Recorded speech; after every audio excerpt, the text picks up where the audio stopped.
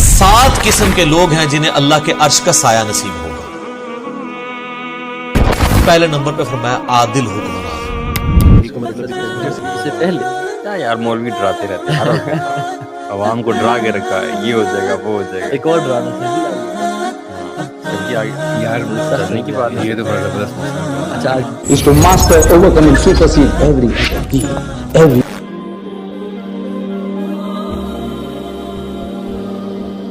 ان کی جو سختیاں ہیں نا، سورہ الحج کے سٹارٹ میں آتا ہے نا، اعوذ باللہ من الشیطان الرجیم بسم اللہ الرحمن الرحیم، پارہ نمبر 17 ہے نا جی، کیا سخت الفاظ ہیں۔ قیامت کے دن کے بارے میں اتنے سخت الفاظ اور کسی صورت میں نہیں آئے۔ یا ایھا الناس اتقوا ربکم، اے لوگو ڈر جاؤ اس اللہ سے، اپنے رب سے۔ ان زلزلۃ الساعۃ شیء عظیم، بے شک قیامت کا زلزلہ بہت بڑی چیز ہے۔ یوم ترونھا تذہل کل مرضعۃ عما ارضعت، وہ دن وہ ہے کہ جب ہر دودھ پلانے والی اپنے بچے کو بھول جائے گی، چاہے وہ جانور ہے انسان ہے۔ کتنی محبت ہوتی ہے ماں کو، اللہ فرما رہا ہے بھول جائے گی اپنے شیر خوار کو۔ وَتَضَعُ كُلُّ ذَاتِ حَمْلٍ حَمْلَهَا، اور جتنی حاملہ ہے اس کا حمل بھی گر جائے گا۔ وَتَرَى النَّاسَ سُكَارَى، اور تم دیکھو گے کہ لوگ نشے کی حالت میں پھر رہے ہیں۔ وَمَا هُمْ بِسُكَارَى، حالانکہ وہ نشے کی حالت میں نہیں ہوں گے۔ وَلَكِنَّ عَذَابَ اللَّهِ شَدِيدٌ، Rather the punishment of Allah is severe. بلکہ اللہ کا عذاب ہی اتنا شدید ہوگا کہ آپ کو لوگ نشے میں نظر آئیں گے۔ سورہ المزمل میں آتا ہے کہ وہ دن ایسا ہے جو بچوں کو بوڑھا کر دے۔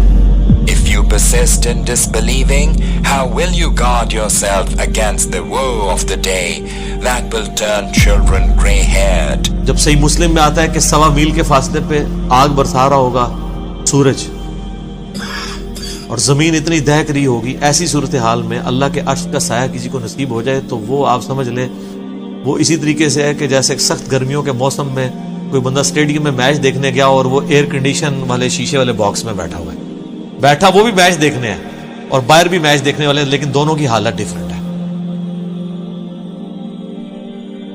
اللہ کے عرش کا سایہ تو اسی طریقے سے، پھر آپ کے لیے جو کچھ میدان معاشر میں ہو رہا ہے وہ ایک انٹرسٹ اور انجوائمنٹ سے زیادہ کچھ نہیں ہوگا، تکلیف نہیں ہوگی۔ اور یہ نہ سمجھیے گا کہ یہ کوئی دن ایک آدھ دن ہے، قرآن میں ہے 50,000 سال کا دن۔ سر دنیا کی زندگی 60-70 سال، اور وہ صرف قیامت کا دن 50,000 سال کا، ابھی وہ آخرت کا عذاب والا تو معاملہ انفینٹ باقی ہے۔ اگر انسان کو دنیا میں نیک زندگی گزارنے کے اوپر آخرت کے جو ایک دن ہے قیامت کا دن، اس کا ریلیف بھی مل جائے، بعد میں جنت نہ بھی دی جائے، اس کی لائف ٹائم اچیومنٹ ہے۔ امیجن کریں نا 50,000 سال، یا تو 50 منٹ نہیں کوئی عذاب برداشت کر سکتا۔ لوگ کہنے کو تو کہہ دیتے ہیں، لیکن اگر کسی کو فزیکلی مثال دی جائے نا کہ فجر چھوڑنے پہ اگر تمہیں ایک 10 فٹ بائی 10 فٹ کے کمرے میں بند کیا جائے جس میں 1000 کوبرا سانپ، 1000 بچھو ہوں، اور اس کمرے کا ٹیمپریچر بھی جو ہے وہ 60 ڈگری سینٹی گریڈ تک کر دیا جائے، وہ قیامت کو تو چھوڑ دیں۔ بخاری مسلم میں حدیث ہے کہ دنیا کی آگ سے 70 گنا زیادہ وہ تیز ہے۔ تو یہاں کوئی امیجن نہیں کرے گا کہ ایک کمرہ، اتنے سانپ، اتنے بچھو، اور یہ دنیا کے بچھو سانپ تو آپ مار بھی سکتے ہیں، آخرت کے تو آپ مار بھی نہیں سکتے، ان کو تو موت بھی نہیں آئے گی۔ ادھر آپ خود بھی اپنے آپ کو نہیں مار سکتے۔ ثم لا يموت فيها ولا يحيى، نہ تو پھر زندوں میں ہوگا نہ مردوں میں۔ تو ایسی صورتحال میں اگر اللہ کے عرش کا سایہ نصیب ہو جائے تو بہت بڑی کامیابی ہے۔ بخاری اور مسلم میں حدیث ہے کہ قیامت والے دن اللہ کے سائے کے سوا کوئی سایہ نہیں ہوگا۔ محدثین نے اس کی تعویل کی ہے کہ اللہ کے سائے سے مراد اللہ کے عرش کا سایہ ہے۔ تو پھر آپ علیہ السلام نے فرمایا کہ البتہ 7 قسم کے لوگ ہیں جنہیں اللہ کے عرش کا سایہ نصیب ہوگا۔ پہلے نمبر پہ فرمایا عادل حکمران۔ اللہ نے اپنے اوپر اپنی توحید کے اوپر گواہ کیا ہے انصاف کرنے والوں کو، وَأُولُو الْعِلْمِ قَائِمًا بِالْقِسْطِ، اہل علم جو انصاف پہ قائم ہو گئے، عادل حکمران۔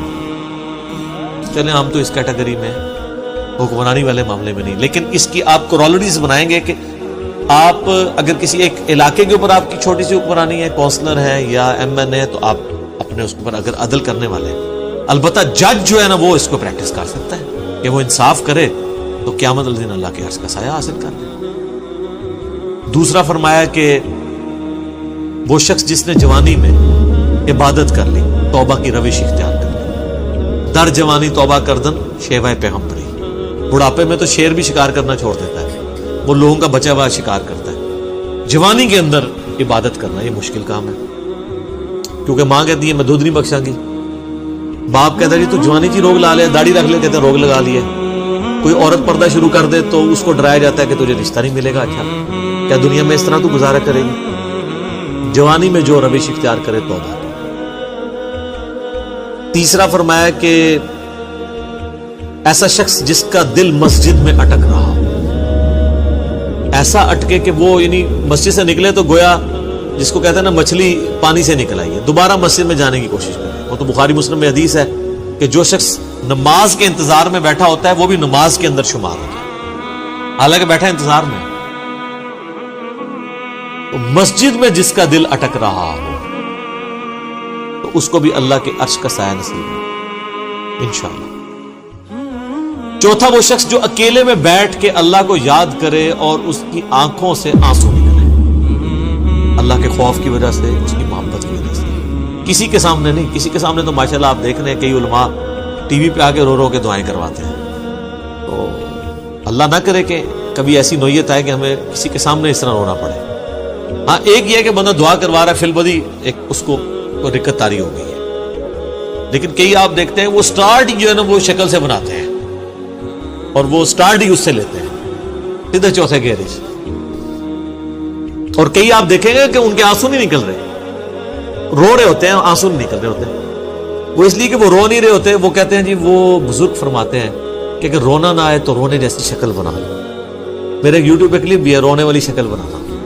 تو کہتے ہیں اچھا اس کی دلیل وہ دیتے ہیں کہ اچھوں کی شکل بھی اللہ کو اچھی رکھتی ہے. اے دلیل ہے جی ہوتی.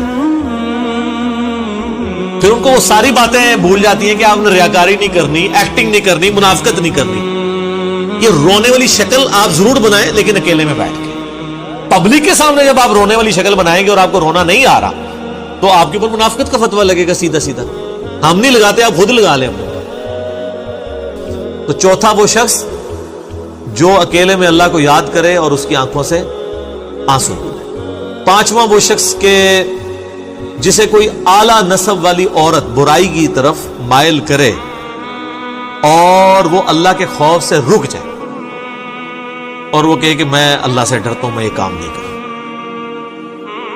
اسے بھی قیامت والے دن اللہ کے عرش کا سایہ نصیب ہوگا. اور چھٹا وہ شخص کہ جو اللہ کی محبت کی وجہ سے کسی کے ساتھ دوستی رکھے. اچھا اس میں بڑے پیارے الفاظ ہیں.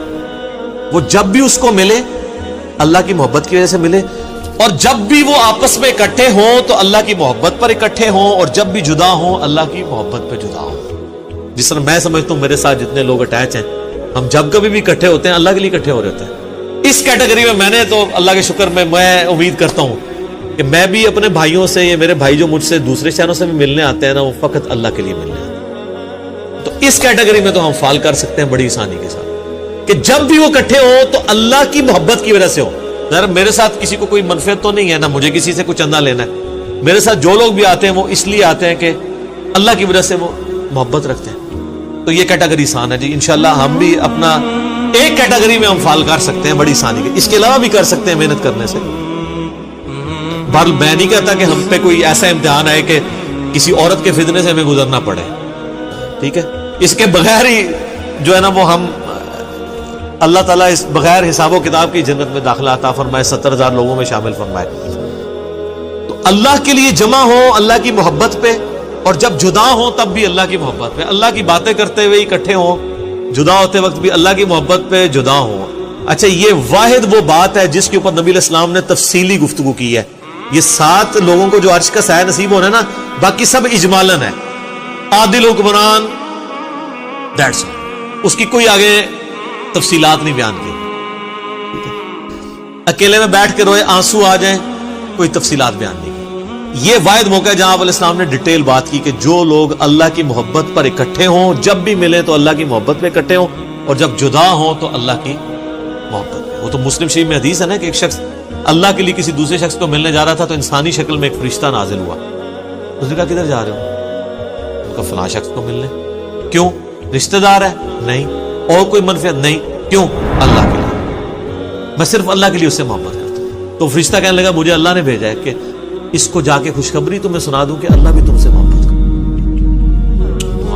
کیا بات! ہمارا اللہ سے محبت کرنا یہ چھوٹی چیز ہے، اللہ کا ہم سے محبت کرنا یہ بڑی چیز ہے. وہ جو مولا علی کے لیے کہتا ہوں نا، وہ جو غزوہ خیبر والی حدیث ہے بخاری مسلم کی، کل اس شخص کے ہاتھ میں جھنڈا دوں گا جو اللہ اور اس کے رسول سے محبت کرتا ہے اور اللہ اس کا رسول اس سے محبت کرتا ہے. دیکھیں اللہ رسول سے محبت کرنے والے اس وقت بھی اللہ کے فضل سے کروڑوں میں، لیکن آپ مجھے کسی ایک پہ انگلی رکھ کے کیا گارنٹی سے کہہ سکتے ہیں کہ اس سے اللہ اور اس کا رسول بھی محبت کرتے ہیں؟ صرف اس نے ظاہر نہیں رکھ سکتے، لیکن میں کئی لوگوں کے بارے میں گارنٹی دے سکتا ہوں کہ وہ اللہ اس کے رسول سے محبت کرتے ہیں، واقعی کرتے ہیں، چاہے ان کے نفس میں سستی بھی ہو. یہ کمال نہیں ہے، کمال یہ ہے کہ ادھر سے بھی محبت ہے، ایک طرف سے نہ محبت چلتی رہی. تو 6 بندے ہو گئے تھے، اور 7واں یہ ہے کہ جو دائیں ہاتھ سے صدقہ کرے اور بائیں کو خبر نہیں. اچھا یہ بھی آسان کام، کوئی مشکل کام. کسی بھی غریب کی مدد کی جائے. ابھی یہ جو کورونا کے دن چل رہے ہیں، آپ دیکھیں کئی لوگوں کے کاروبار اجڑ گئے ہیں، ان کے لیے بیسک نیڈز کو میٹ کرنا مشکل ہو گیا. تو آپ اگر ان کے لیے مدد کر سکتے ہیں، لیکن یہ ہے کہ اپنے اپنے رشتہ دار، اپنے اپنے جو قریبی محلے دار ہیں، ہر بندے نے اس کو دیکھنا ہے، وہ اس کی ذمہ داری ہے. تو اللہ کا شکر ہے ہم تو اپنے طور پہ جہاں تک ہو سکتا ہے، جو ہمارے اللہ تعالیٰ نے جتنی وسعت دی ہے، کوشش کرتے ہیں لوگوں کو ترغیب بھی دلاتے ہیں.